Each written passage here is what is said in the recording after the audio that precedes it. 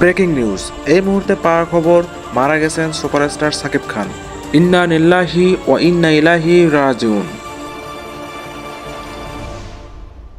চলুন এবার জেনে নেওয়া যাক সুপারস্টার সাকিব খান কিভাবে মারা গেলেন। জানা যায় শুটিং শেষে সুপারস্টার সাকিব খান বাসায় ফেরেন। তিনি অনেক রাত করে বাসায় ফিরছিলেন। রাতের ঘুমের মধ্যেই তিনি মারা গেছেন। তাকে হাসপাতালে নিয়ে যাওয়ানোর মতো কোনো সময় ছিল না।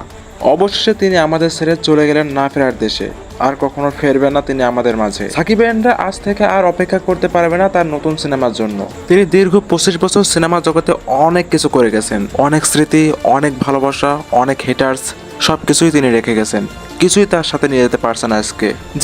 আজকে এমন একটি সিনেমা নিয়ে কথা বলবো যে সিনেমাতে সাকিব খান মারা গিয়েছিল এবং মারা যাওয়ার পরে কি কি ঘটনা ঘটছিল তার সাথে, সেটা আজকে আমি আপনাদের মাঝখানে এক্সপ্লেন করব।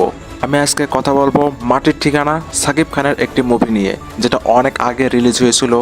এই সিনেমাতে অভিনয় করেছেন মেগাস্টার সাকিব খান, পূর্ণিমা এবং আলমগীর সহ আরও অনেক কো আর্টিস্ট।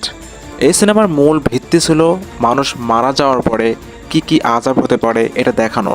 সিনেমাটা সম্পূর্ণ পারিবারিক সিনেমা, সামাজিক সিনেমা। এখানে অশ্লীল কোনো কাজই ছিল না। সিনেমার শুরুতে দেখা যায় মেগাস্টার সাকিব খান বিস্তৃতি আচরণ করত। তিনি ইসলামের কোনো আইন কানুন মেনে চলতেন না। একদিন তিনি পার্টি থেকে বাসায় ফিরছিলেন। তারপরে একটি বই দেওয়া হলো তার কাছে। সে বইটির নাম ছিল মরণের পরে ও আগে। তিনি বইটা না পড়ে তিনি ফেলে দেন। তিনি ফেলে দেওয়ার পরে ঘুমিয়ে পড়েন।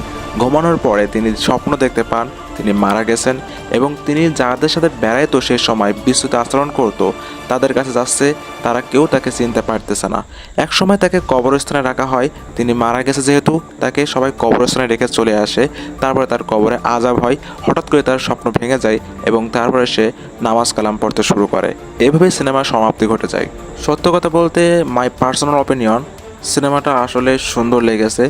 যেহেতু অনেক আগের সিনেমা, একটু কোয়ালিটির দিক থেকে একটু খারাপ, বাট গল্পগুলো খুব সুন্দর। আপনারা চাইলে দেখে আসতে পারেন। সিনেমার নাম হলো মাটির ঠিকানা। তো এতক্ষণ যারা ভিডিওটা দেখলেন তারা অবশ্যই চ্যানেলটা সাবস্ক্রাইব করে দিয়ে যাবেন আর কমেন্টে লিখে যাবেন যে ভিডিওটা কেমন লাগলো।